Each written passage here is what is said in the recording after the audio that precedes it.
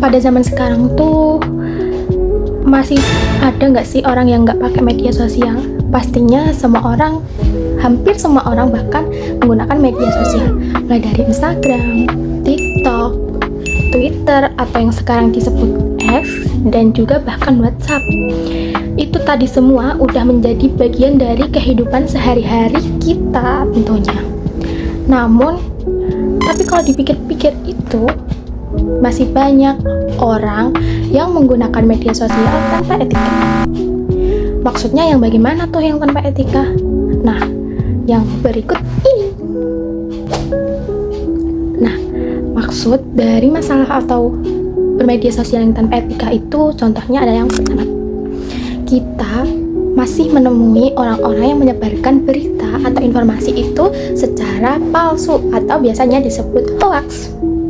Nah, orang-orang itu biasanya menyebarkan informasi tanpa melihat dahulu fakta atau data yang didapat itu dari mana.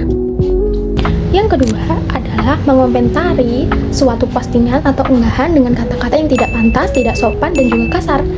Nah, itu adalah perbuatan yang tidak etis atau tidak beretika. Karena kita itu mempunyai hak untuk menyuarakan suara kita, tapi tidak dengan kata-kata yang kasar dan juga tidak sopan.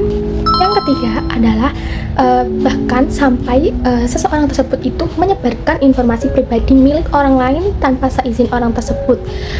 Nah, itu biasanya terjadi di Twitter, bahkan itu di Instagram juga banyak.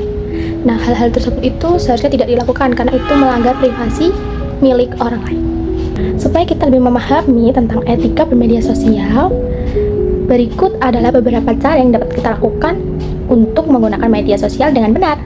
Nah, ada beberapa hal yang dapat kita perhatikan. Yang pertama adalah dengan berpikir sebelum posting.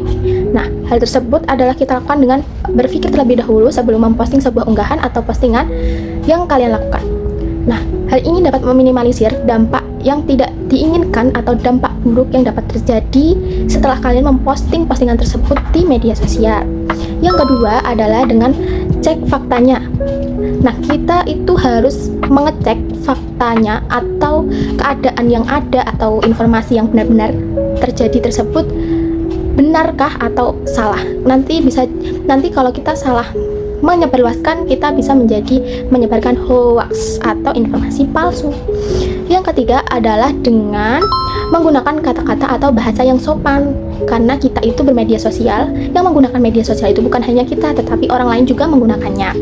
Kemudian yang keempat adalah dengan jaga privasi.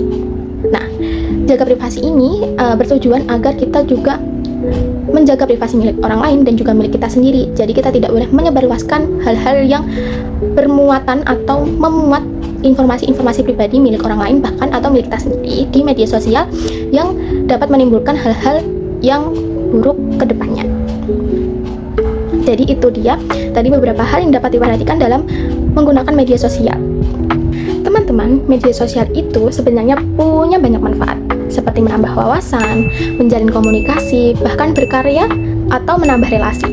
Tapi semua itu bisa berdampak negatif kalau kita tidak bijak dalam menggunakannya. Jadi, mulai sekarang, yuk kita jadi generasi yang cerdas dan juga bertanggung jawab dalam bermedia sosial. Ingat, jari kita adalah tanggung jawab kita. Terima kasih. Wassalamualaikum warahmatullahi wabarakatuh.